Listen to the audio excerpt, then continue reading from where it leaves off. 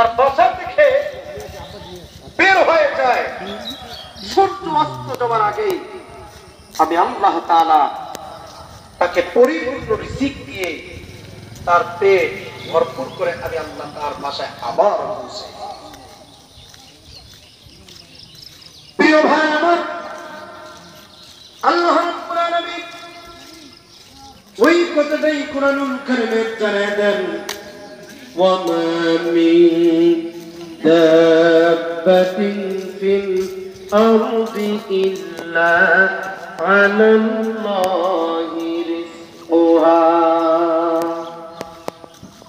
পৃথিবীবাসীরা জলস্থলের মধ্যখান থেকে সমুদ্রের তলদেশ থেকে সেই মাত্রটা যেই প্রাণীটাকে মনোরঞ্জন যন্ত্র ছাড়া দেখা যায় না, এমন কিছু মাত্রক আছে মাত্রটার খাবারের ব্যবস্থা আল্লাহ পাক করেছে। প্রত্যেকটা প্রাণী সকালবেলা যখন তার বাসা থেকে বের হয়ে যায় দেখে সন্ধ্যা হওয়ার আগে আমি আল্লাহ রাব্বুল আলামিন আবারও তাকে পরিপূর্ণ খাবার দিয়ে আমি আল্লাহ তাআলা তার গন্তব্যে পৌঁছাইয়া দিয়ে দেই। বান্দারা যখন নিয়ত থেকে তহিদ করবে, নিয়ত করে খায়,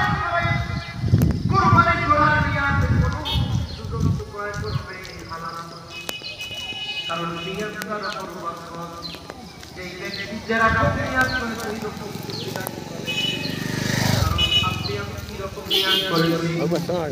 কেউ না জানলেও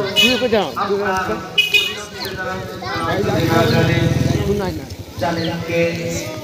আরো জোরে বলেন কে? আল্লাহ তোমার পরিশ্রম তোমার কাছে লোকেরাও যদি না জানে,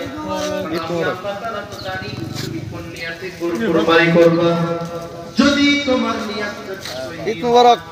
আমি আল্লাহ তাআলা একটা গরুর গায়ে, একটা ভেড়ার গায়ে, একটা উটের গায়ে, একটা দুম্বার গায়ে, ছাগলের গায়ে যতগুলি আছে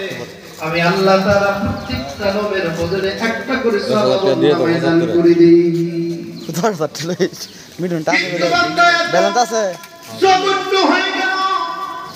বান্দা আল্লাহর ইবাদত না করে, আল্লাহর কাছে না চেয়ে, আল্লাহর কাছে রিজিক না চেয়ে, আল্লাহর কাছে নিয়ামত না চেয়ে, আজকে বান্দার কপাল খারাপ হয়ে গেছে,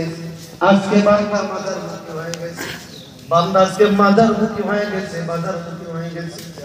আজকে বান্দা কপাল এত খারাপ হয়ে গেল, আল্লাহর কাছে না চেয়ে কেন মানুষের কাছে চায়, আল্লাহর কাছে মাজার না করে কেন